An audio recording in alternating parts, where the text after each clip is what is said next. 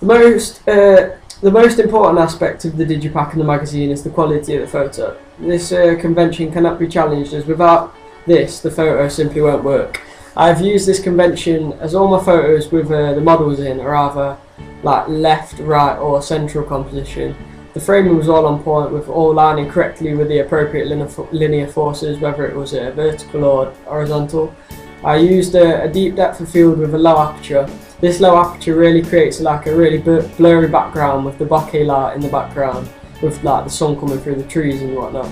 This creates the mysterious effect I wanted, not having everything clear apart from the subject, making the audience look a bit closer and raise questions about the photograph and the meaning of the photograph when they first see it.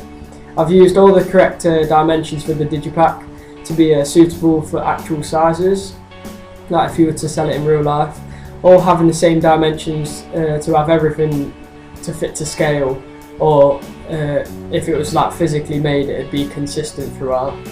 I manipulated the photos with all the same techniques to provide the Digipak with consistency. Great manipulations is a massive convention within Digipaks. This repeatability contributes to the band's creative theme. The manipulations in this Digipak remain constant and like very arty, with a range of complex Photoshop techniques. This includes like adding smoke, adjusting the levels, the exposure, the contrast, the colour, etc. I even added like film grain and old film scratches to get really like an artistic feel to the photo. I upped the contrast and played with the levels so that the whites were pulled out and the blacks were dimmed down. This like really brought out the subject. Through these techniques, it brought out the subject and made the model look like prominent within her surroundings. From all my research, I know that simplicity works. I used simplicity within my photos. I had the photo subject in a forest, so the model in a forest, but there was nothing like really too complex in the background, apart from like the trees and everything, but nothing to really look at. And the background was blurred as well, so the simplicity really highlighted the subject perfectly. And I've learned this from like previous research, like for example the 1975, all their artwork was kind of had like a subject with like a really blurry background, and like the simplicity really worked in it. So I've like drawn that aspect out of theirs into mine. The simplicity within the text was a main convention I learned within my research as well. I made the text a simple text that wasn't too hard to understand to avoid any confusion. I added the main information only with little detail. This is a way to make the audience remember the information, as like if they could have got like an information overload if there was loads of like text on it. Therefore it makes it easy for them to remember, like if you just give them the main information.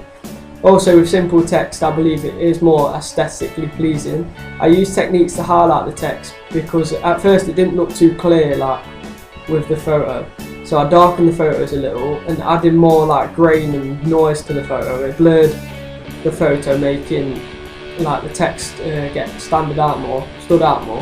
I put the slide with the main track listing and the information on the album with a simple concept to not draw like attention from the text. This was the shot with the leaves and just like the floor of the wild, and yeah, this worked really well. It was the best slide to put the track listing on. I also added another simple photo in the middle of the two concept photos in like the middle slides. This is a method to draw like the attention to the main slides on the right and left, and not overload like the audience with too many concepts, so too much to look at. They might get really confused or just kind of like because they want it to be easy to look at, but still remaining within like the theme with a nice aesthetic to it. And it was really nice with the sun coming through the trees and everything, which added well to like the centre. The magazine advert and the Digipak remains consistent within the band's style, which is a main convention in Digipaks and adverts. The style portrayed also through the video, which was a low saturation, quite dark and meaningful. Photos and images with a message, even if the message was mysterious and had to be worked out. The products weren't of a theme, like of a commercial theme and generic theme. It was like had a concept to it. Also, the Digipak and the magazine advert didn't have like an obvious meaning, remaining quite mysterious. My intentions for this was to create like a little creative confusion for the audience. In result of this, I wanted the audience to raise questions and look in like to the meaning of the photos and just of selling the band. Hopefully the feel of this and sticking to the band's style of creativity and artistic will be the main focal point of selling the band, promoting them as they're passionate about music, focusing on like creation instead of star image. So if they're not like appearing in the videos in Digipak, this is a way of showing like they're more involved and like passionate about the music, and they don't not so much really care about their image, but they're not like out there putting it out all the time, and then people will recognise this, the audience will recognise this, and they will know that they're passionate about the music, and that could like appeal to the indie rock genre, like the audience. The magazine advert, the repeatability of the logo was really important in sticking with the conventions that worked. Through the research, I've learned that repeatability of a logo will create recognition for the band and the product they're selling. It drills the logo into people's head, making them instantly recognise the band, which is a massive benefit when selling products. I carried this method out throughout the products. The logo appeared on the front of the Digipak, the magazine advert, and also on like the video thumbnail on YouTube.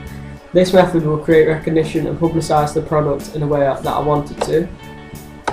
The main convention that I challenged during when I was making these ancillaries was not showing the band really. I've touched on why I didn't do this in the evaluation of the music video, and it's kind of the same kind of theme. So I kept the theme throughout the ancillaries. I could have produced the Digipak with the original photos of the band in the studio, which I've blogged about, and sold the band, but I believe that proceeding with a different approach can have a massive benefit. It shows that the band is creative and artistic with meaning, like what Adorno said in his theory. I believe it sort of acts as a counter to what the audience would expect. Therefore, like through originality, like creating popularity. It is off the wall, and I love the idea of it, and it was like an expression from me as well as the band. I'm selling the band and I took the photos, so it was an expression of me, but it will come off as the band. But through the research of indie rock, performance was used to show how passionate the band was about the music. I developed this idea in a way that indie bands have passion about their music, so by not showing the faces as star image, it will show that their main focus is the music. Hopefully this development will be recognised by the audience and create popularity. All these conventions I followed and challenged were justified, and I believed it worked very well and how I wanted it to. I'm very happy with it. Hopefully gaining popularity for the band due to the originality and creative approach.